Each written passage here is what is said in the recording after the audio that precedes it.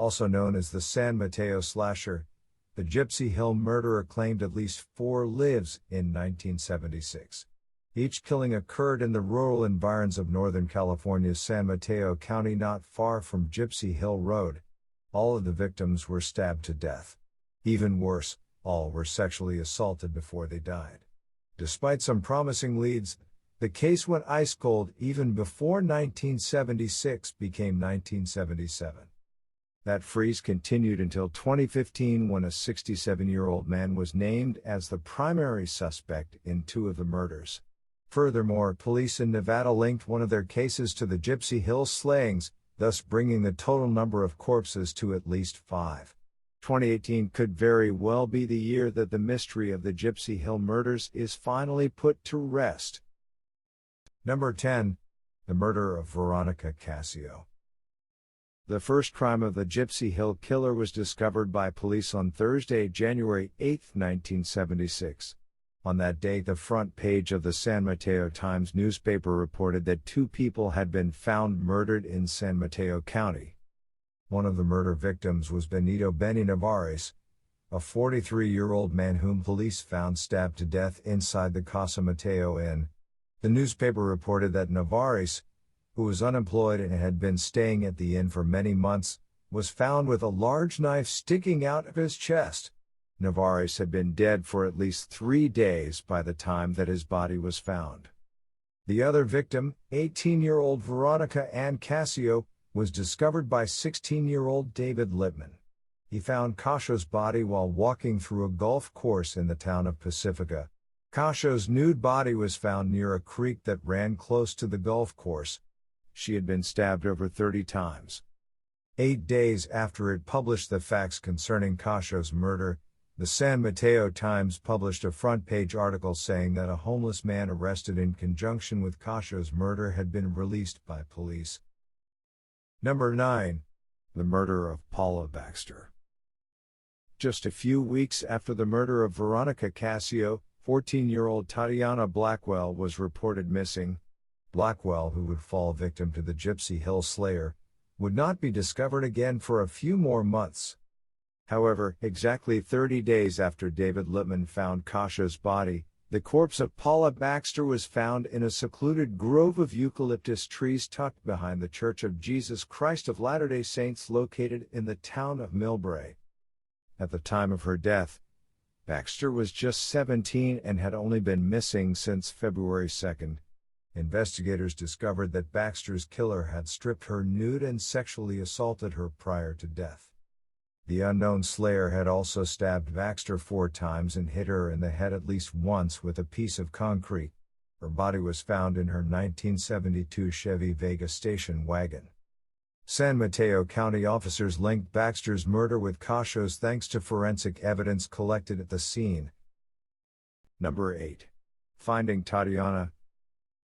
The mystery of Tatiana Blackwell's disappearance came to a grisly conclusion on June 6, 1976. On that day, her corpse was found just off Sharp Park Road in the Gypsy Hill area. Like the others, she had been stabbed to death. Tatiana, who was known as Tanya to her friends, was last seen traveling to a nearby 7-Eleven. Many decades later, John Blackwell, Tanya's older brother, would say at a press conference that her death emotionally destroyed his parents.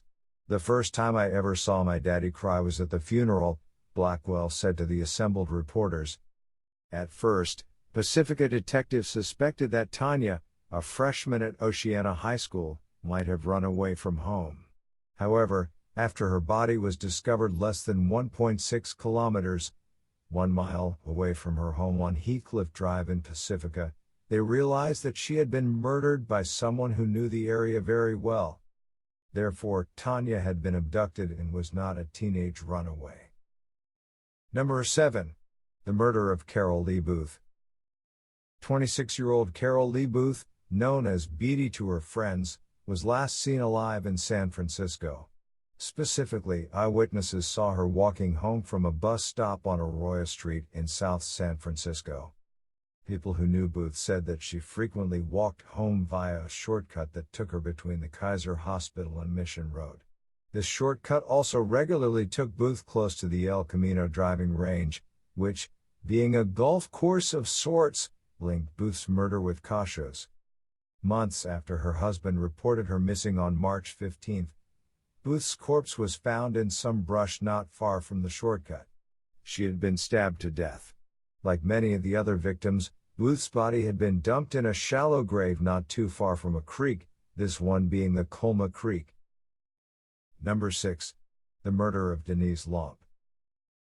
Denise Lomp loved her 1964 Ford Mustang. Sadly, she would spend her last minutes alive in that car while her killer brutalized her. Lomp was last seen at the Serramonte Mall in Daly City, California. She was returning to her car, which was reportedly parked between a Denny's restaurant and a Macy's department store. A native of Broadmoor, California, Lomp was found dead shortly before 10 p.m. that same night. The 19-year-old had been stabbed 20 times in the chest and arms. The first person to find her body was mall security guard John Ward, who just happened to be Lomp's boyfriend.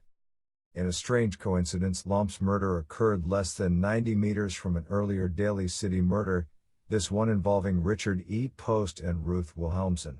The April murder of Denise Lomp marked the 16th homicide in San Mateo County that year. Number 5. A murder in Reno.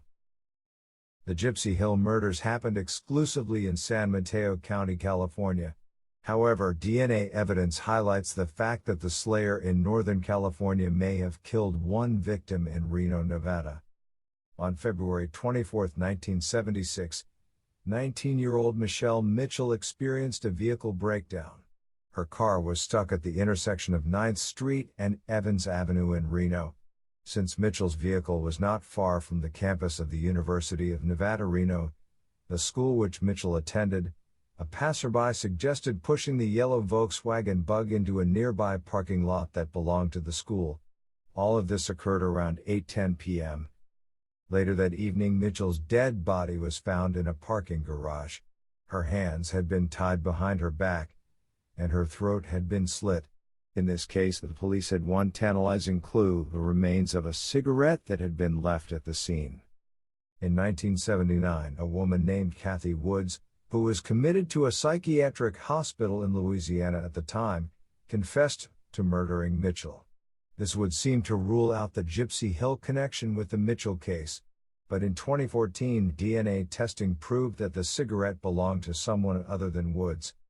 She was exonerated in 2014 and immediately sued Reno and Washoe County for wrongful imprisonment. Woods is the longest-serving female inmate to ever be exonerated in the history of the United States. Number 4. Another murder in San Francisco. In the same month that Carol Lee Booth went missing and was murdered, San Francisco resident Idell M. Friedman was also murdered by an unknown assailant. Friedman, 21, worked for a San Francisco import company. On March 17, 1976, she was found stabbed to death inside her apartment at 116 Fairmount Street. Friedman's nude body was found on her kitchen floor. San Francisco homicide investigators discovered that her killer also ransacked the apartment in an apparent search for valuables. Friedman had been raped, and her killer had strangled her with a lamp cord prior to stabbing her to death with a 20-centimeter knife. Friedman's death has never been officially linked with the Gypsy Hill murders. Unlike the other victims, Friedman was murdered in her home, not abducted while walking alone outside. However, the murder of Booth places the Gypsy Hill killer in the San Francisco area around the time that Friedman was murdered. Also, Friedman was sexually assaulted and stabbed just like the other victims. Number 3. The FBI task force is formed. The last Gypsy Hill murder occurred in 1976. Several decades later, in 2014, the Federal Bureau of Investigation formed a task force with the goal of using the latest in DNA and forensic science to finally unmask the Gypsy Hill murderer. The first major breakthrough orchestrated by the FBI's task force was the exoneration of Kathy Woods. Specifically, they found that the DNA on the cigarette butt matched the semen evidence taken from some of the San Mateo murders. Since the semen samples indicated a male killer, Woods was ruled out as the killer of Michelle Mitchell. Elsewhere in San Mateo County and San Francisco, FBI agents revisited eyewitnesses and those who knew the victims to jog their memories. All of this hard work would eventually pay off when the first major and most viable suspect in the Gypsy Hill case was named and arrested. Number 2. Suspect number 1. In April 2017, 68-year-old Rodney Lynn Halbauer pleaded not guilty to the murders of Cascio and Baxter. Judge Donald Ayub set the accused's bail at a whopping $10 million. Halbauer's DNA also linked him to the murder of Mitchell, thus conclusively proving that Mitchell was a victim of the Gypsy Hill murderer. Halbauer had submitted the DNA sample used in the case against him when he was transferred from a prison in Nevada to the Oregon State Prison in November 2013. He was arrested 2 years later for the murders of Cascio and Baxter. This was not Halbauer's first time in prison. Back in 1975, 1 year before the Gypsy Hill murders began, he was paroled from prison in Nevada after he was convicted of raping a female blackjack dealer. 11 years later, after another criminal conviction, Halbauer broke out of a Nevada prison and committed several violent crimes before he was recaptured. Number 1. Suspect number 2. Amazingly, also in 2017, another ex-con was charged with one of the Gypsy Hill murders. Leon Melvin Seymour, 71, was charged with the murder of Denise Lomp. At the time of the arrest, Seymour was already housed in the Coalinga State Hospital after being convicted of 10 different cases of sexual assault and kidnapping. As of this writing, there is no evidence to show that Seymour and Halbauer, two men who were known to multiple state law enforcement agencies due to their many convictions for sex crimes, knew each other at all. Like Halbauer, DNA ultimately proved to be Seymour's undoing. Specifically, blood found on Lomp's jacket conclusively proved that Seymour had been in the car with Lomp at the time of her murder. In November 2017, Seymour's bail was set at $10 million. This case, which has yet to conclude, has officially removed Lomp's name from the list of Gypsy Hill murder victims.